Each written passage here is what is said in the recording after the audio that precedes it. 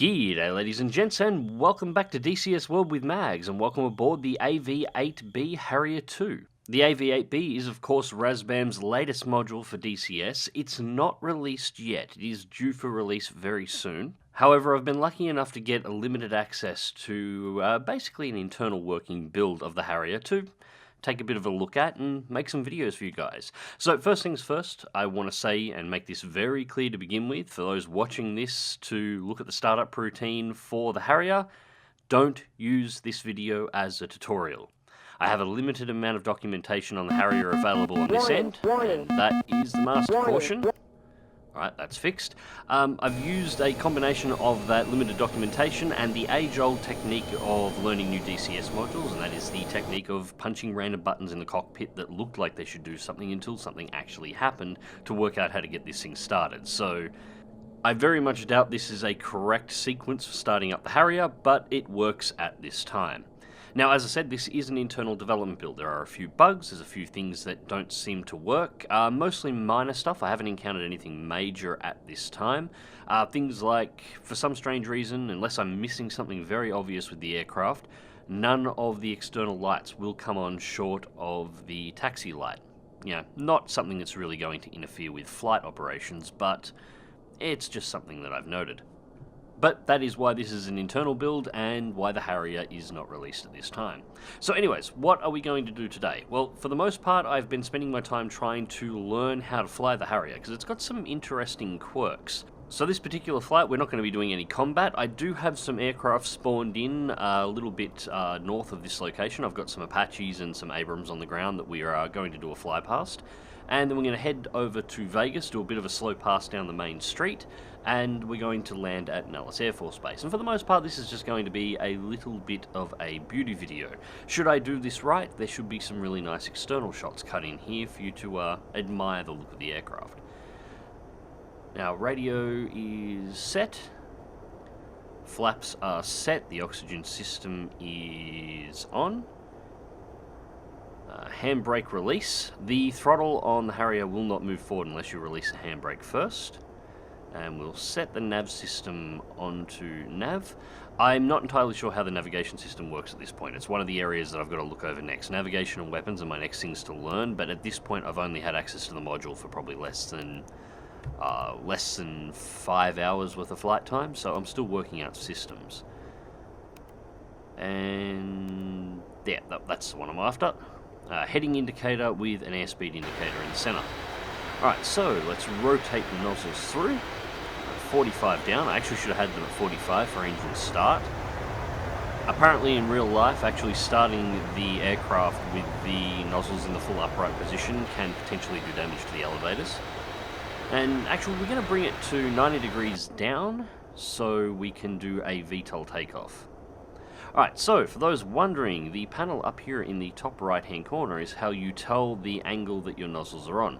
So you can see we have an angle indicator, and as I move the rotary on my HoTaS, we are adjusting the angle of attack that the nozzles actually have. And so at this point, flaps full down for takeoff, and the safety down. And at this point, we throttle her up, and as easy as that, she comes off the ground. Although, having said that, I am not carrying any external stores at this point, so the Harrier's basically got fuel on board and that's it. And we'll just adjust the angle on the nozzles a little and start getting our forward motion. Flaps up one setting.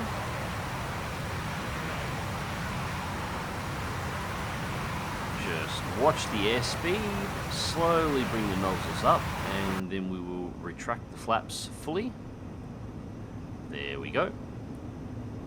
And at this point we are in forward flight mode. Now we are at 100% throttle, so yeah, that's what I was expecting. We're at 100% throttle, master caution's going off. She doesn't like being run at full power at all times. That's actually got something to do with me not having the water system enabled again, so we need to turn that one on. Although I'm not planning on running the engines at 100%. Once you've got the thing off the ground, pulling the throttles back to about 60 to 70% is more than enough for a comfortable flight. And we're going to bring ourselves around for a nice north pass to fly through the mountains up here, and we should be good to go. Caution, caution. Master caution, Amber. I forgot to retract the landing gear. Oops. Alright, so, landing gear now up, and we'll turn that one off. Thank you for reminding me, Betty. Yeah, that's only a little embarrassing, but you're important to try and remember that one, because when the landing gear is deployed, it also automatically deploys the air brake, which is actually why I'm not gaining a lot of speed here at the moment. So anyways, as I said, we're going to be cruising about 60 to 70% throttle. When we're in full flight configuration, we'll be getting up to about 450 to 460 knots, or about 850 kilometers an hour, give or take a couple here and there.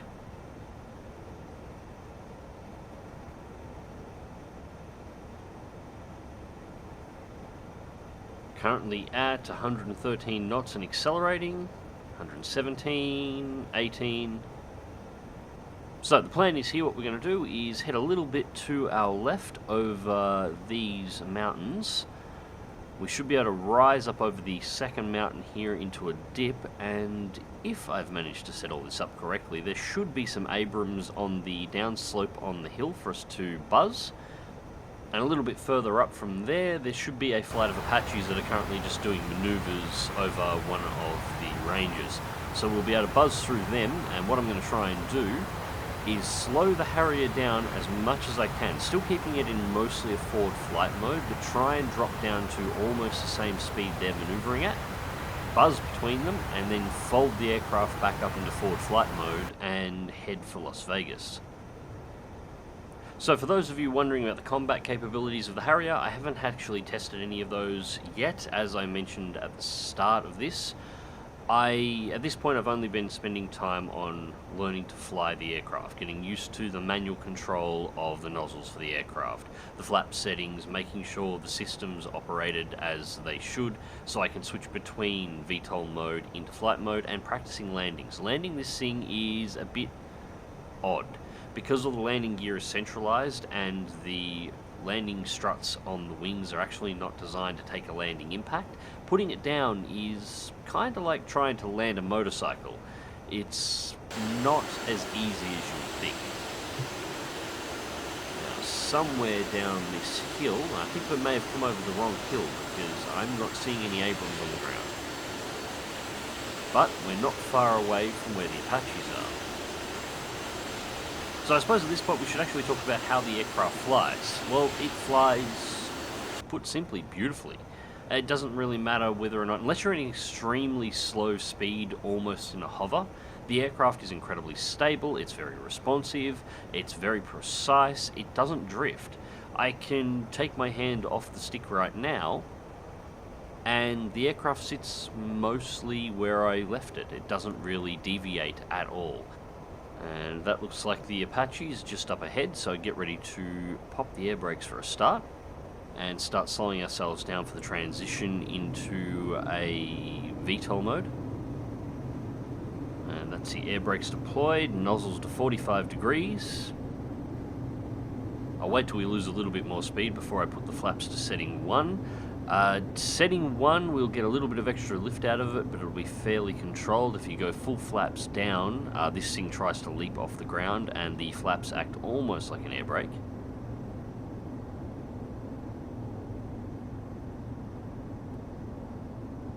And there we go, flaps are now in setting 1. Give it a little bit more thrust. Shh. And I just accidentally hit the switch on my HoTaS for the water cooling system, so yeah, Betty was complaining about me turning the cooling system off.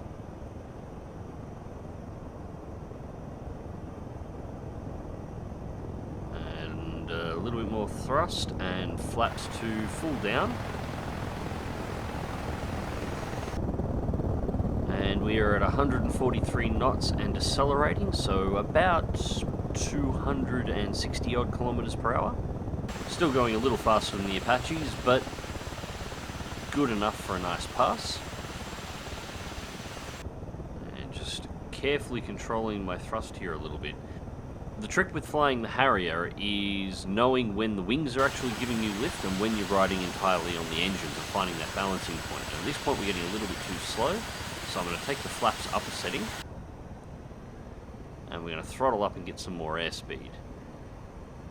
There's a balancing point between the wings still generating enough lift to keep you in a glide with the engines supporting that glide, and the aircraft going so slow as the wings stop generating lift and you become entirely reliant on the engines.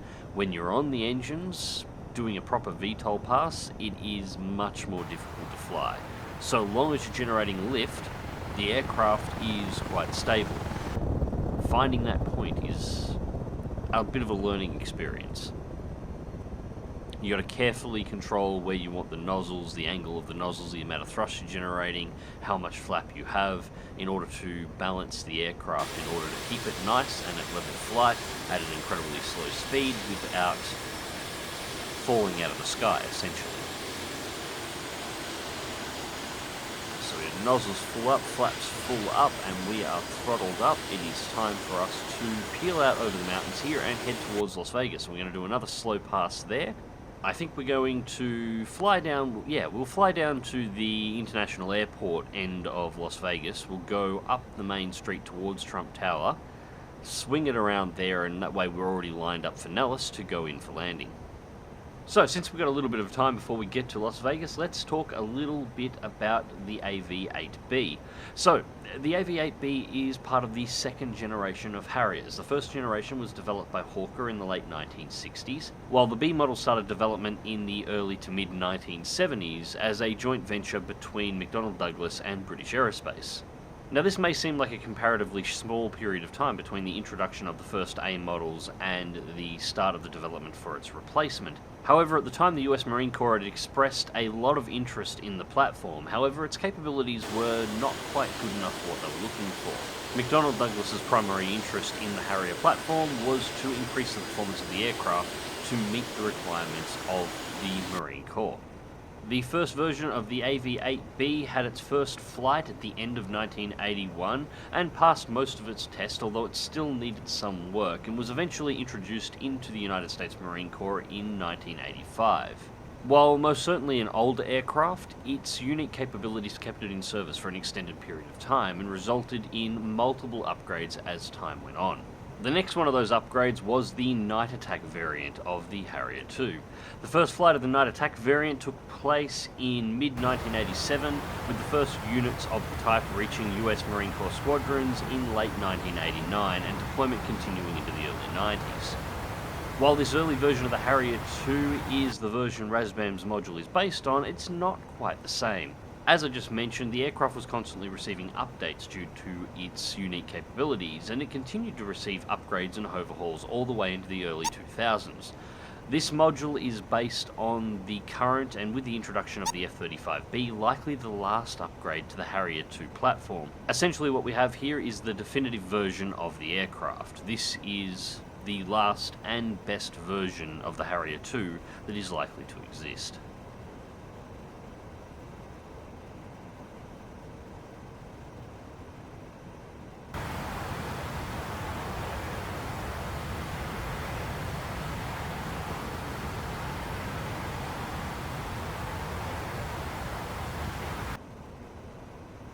And there's Las Vegas. Looks like we're directly west, about midway up the strip, so we're going to come in over the western suburbs and then bank off to the right and line ourselves up, so when we bank ourselves back to the left we should drop straight onto the main street. We are just sub 500 knots at this point, 493 knots, so we're doing about 900 kilometers an hour, give or take. Not too concerned with that at the moment. We will be able to bleed off a lot of our speed in the bank. I have to wonder too, the lighting on this particular version of DCS, this isn't just a early access to the module. In order to run this module as it is a development version, as I mentioned earlier on at the start of the flight, this is actually an entirely different build of DCS to the versions that the current alpha and current beta builds. I think I'm going to have to jump back over and actually check out my current alpha build, but it might be the time of day, but the lighting doesn't look quite as good on my current alpha, so I'm wondering if they've tweaked a few things here as well. Regardless, this looks absolutely gorgeous. Anyways, time to pop the air brake. Start bleeding off some of this speed, and we'll begin our left-hand bank. Set nozzles to 45. It's good. The X55 throttle that I'm using, the rotary on it has a notch position which fits perfectly on the 45 angle, so it's very easy to control.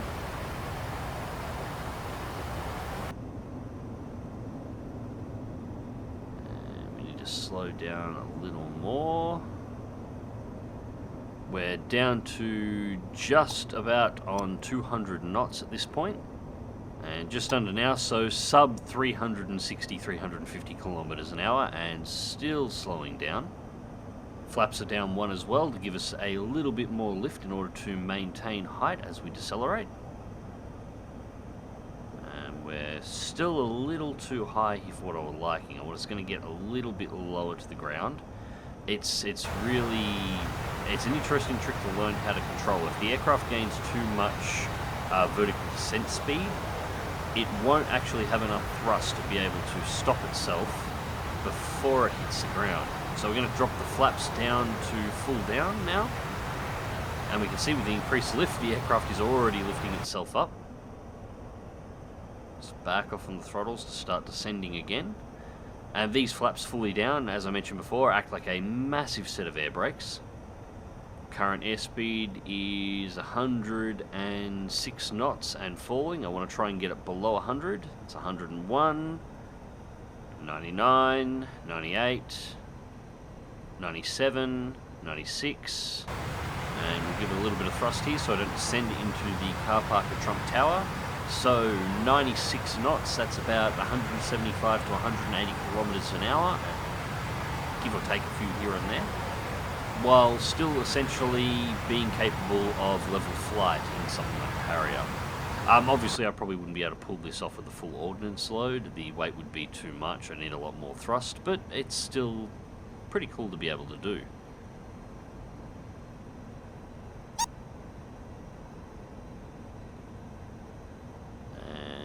Bring it around the side of the tower here. Alright, so at this point we're going to make our way up to Nellis for landing. So we'll increase thrust, and we'll start folding up the flaps, and we'll bring the nozzles to the full upright position, and we're back in forward flight mode. So at this point we just head up to Nellis and start lining up for the landing. And this could go horribly, horribly wrong. As I mentioned earlier on, landing the Harrier is sort of like trying to land a motorcycle. There is gear on the wings, but it's not really designed to take a landing impact. It's designed so if the aircraft turns too hard while it's on the ground, it prevents it from tipping over. All the landing gear on the Harrier is completely centralized, and have you guys ever seen the episode of Top Gear where they were driving around the Reliant Robin, and every time they threw it into a corner, the car tried to roll over, or did roll over front corner down because it only had 3 wheels? The Harrier's a bit like that when it's on the ground. If you land too fast and then brake too quickly, the aircraft can tilt and it can roll in exactly the same way. If you throw it into a corner too fast on the ground and it's with enough momentum that the wing gear can't catch the aircraft, it does exactly the same thing. Stability is not the Harrier's strong suit when it's on the ground. Although having said that, once you've got it at slow speeds and providing you take your time, it taxis really nicely. Ourselves nice and low down the highway out of Las Vegas. We should be coming up Nellis on our right, and that is Las Vegas Speedway. So we're going to bank over the speedway, and no cars down there today. I'm wondering what the trigger for that is. There was at least once or twice I've flown over the speedway and there is actually race cars on the track racing one another, but it doesn't seem to happen every time, so I'm wondering what the trigger is for that. Anyways, we're going to go wide here so I have plenty of time to bring around, and we will line up for our landing.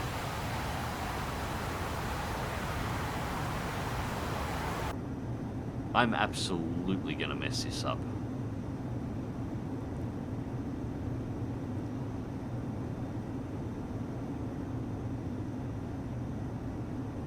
So, there are the runways.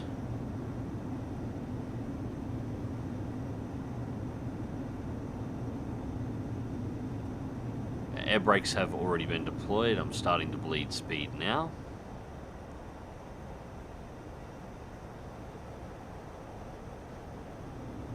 Alright, show me those runways. Whoa, whoa, bright light on the HUD. Oh, that's not good. That's going to be a bastard to see through.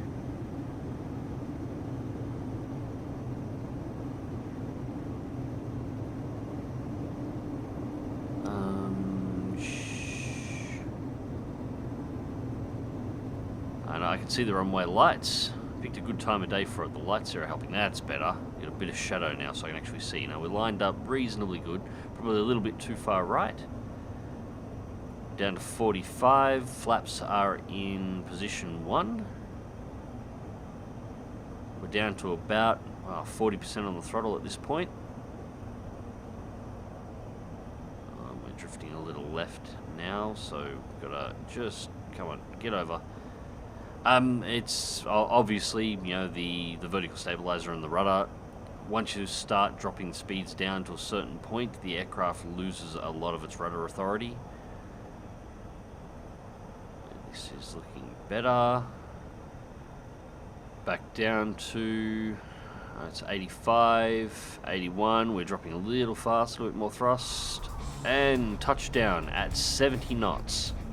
So that's about 120 to 130 kilometers per hour. I got a funny feeling that's going to be still too fast. But anyways, that is landing complete.